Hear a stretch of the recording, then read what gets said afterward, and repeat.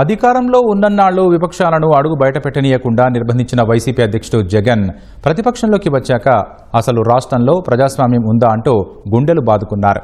After 1 year I will be the king అంటూ ఆ ఒక్కటి అడక్కు సినిమాలో రాజేంద్ర ప్రసాద్ పదే పదే ఒకే డైలాగ్ కొట్టినట్లు 3 ఏళ్లలో మేమొస్తాం, మీ అంతు చూస్తామంటూ మరోసారి హెచ్చరికలు చేశారు.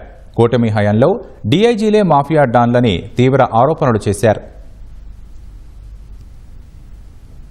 ఈరోజు రాష్ట్రంలో పరిస్థితి ఏమిటి అని అంటే డీఐజీ అనేవాడు మాఫియా డాన్. డీఐజీలు ఆధ్వర్యంలో సిఐలు డబ్బులు కలెక్ట్ చేస్తారు, వీళ్ళు ఎమ్మెల్యేలకు ఇస్తా ఉన్నారు రివర్స్. ఇవన్నీ చూసి భరించలేక కొంతమంది ఐపీఎస్ అధికారులు సిద్ధార్థ్ కౌశల్ రాజీనామాలు చేసి వెళ్ళిపోతున్నారు వీఆర్ఎస్లు తీసుకుని. పేరుని నాని ఏదో ఒక సినిమా డైలాగుల గురించి ఏదో మాట్లాడాడట, పథకం బన్ని దారి గాసి మళ్ళీ వీళ్ళు బీసీల గురించి మాట్లాడతారు. సిగ్గుండాలి ఎడన పోయి దుంకి సావాలి వీళ్ళంతా పోయి. వాళ్ళు ఇలా అన్నా తప్పే, వాళ్ళు ఇలా అన్నా తప్పే.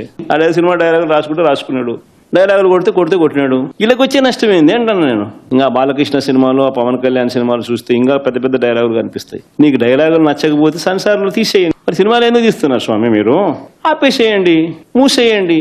ఈరోజు పైన మీరున్నారు, మళ్ళీ 4 ఏళ్లకు 3 ఏళ్లకు కిందికి మీరు వస్తారు, మేము పైకి పోతాం. మా ప్రభుత్వం అధికారంలోకి వచ్చిన తర్వాత చంద్రబాబు నాయుడు పరిస్థితి ఏమిటి, తెలుగుదేశం పార్టీ పరిస్థితి ఏమిటి?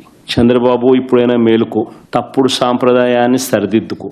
నీవు పెట్టే కేసులకు, నీతో పాటు నీకు పావులుగా మారిన అధికారులకు ఇద్దరికి వార్నింగ్ ఇస్తా ఉన్నాం. వడ్డీతో సహా మీరంతా చెల్లిస్తారు.